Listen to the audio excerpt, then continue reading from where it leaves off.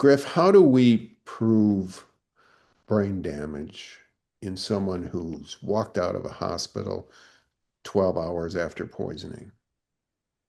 That is the challenge. And it's the challenge that you and I face every day with our clients. To the naked eye, to somebody who's never met them before, oftentimes they seem quite normal.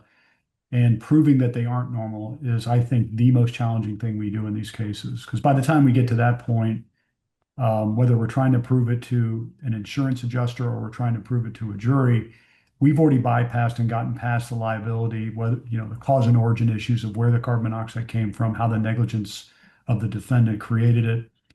And now we're at the point of asking the jury or asking whoever's going to be writing that check to assign a value to something that at first blush appears normal. And it is quite involved. And we're one of only a handful of lawyers that handle these types of cases, largely because of this reason. We have to run our clients through some very challenging and sometimes exhausting diagnostics that show from multiple disciplines deficits in the brain in the brain, starting oftentimes with neurooptometry, audiometry, speech language pathology, neuropsychology, and of course the brain scanning, MRIs that we use to measure whether or not there's actual visible pathology in the brain and how deep it goes, as well as chemicals that are in the bloodstream that are tested, and of course vestibular, that is balance of the individual. And Let's back up. Okay, so on the day of a carbon monoxide poisoning, how do you establish evidence of an acute poisoning? What are the two ways that typically is done? the two ways that you and I always look for are ambient carbon monoxide levels, that is the amount of carbon monoxide that is in the air that they are breathing, hopefully measured by the fire department when they get to the scene. And of course, carboxyhemoglobin, which is the amount of what you were just kind of discussing, which is where the carbon monoxide is bonded to the hemoglobin at a certain level.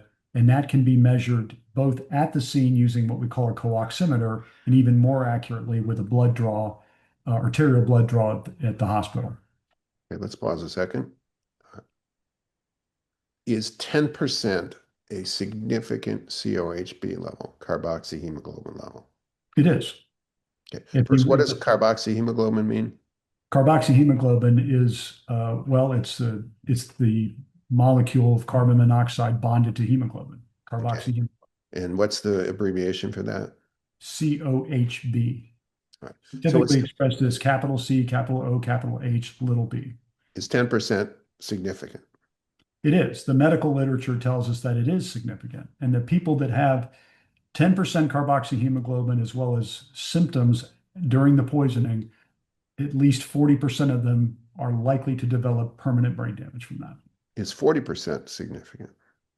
40% is significant if you're talking about your family. If 40% of your family is going to No, have damage, it's significant, right? you misunderstood my question. Is a 40% COHB level significant? Oh, yes. 40% COHB level is nearly deadly. And oftentimes it's people are stuporous or unconscious at 40%. What about a 50% level?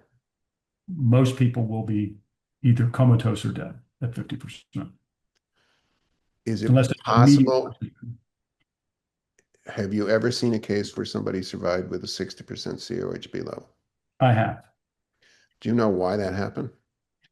I kind of alluded to it a second ago because the EMT were on the scene and they administered 100% oxygen immediately to the patient. It was actually two people that exceeded 60% carboxyhemoglobin at the scene.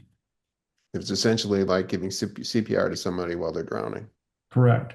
And unfortunately, the EMTs also got poisoned that day and had to stop and have people replace them. How does it happen that EMTs get poisoned? It is crazy, isn't it? I mean, you would think these are the professionals that know they're responding to something, and you see people stuporous or unconscious, and they did not, in that case, they did not have personal carbon monoxide detectors. The other problem, of course, is that this establishment did not have a carbon monoxide alarm, which is so frequent in our cases. A simple $25 carbon monoxide alarm would have saved everybody's brains that day. And they didn't have one in a very, very nice apartment complex, in a nice fitness center. They did not have a carbon monoxide alarm anywhere in there.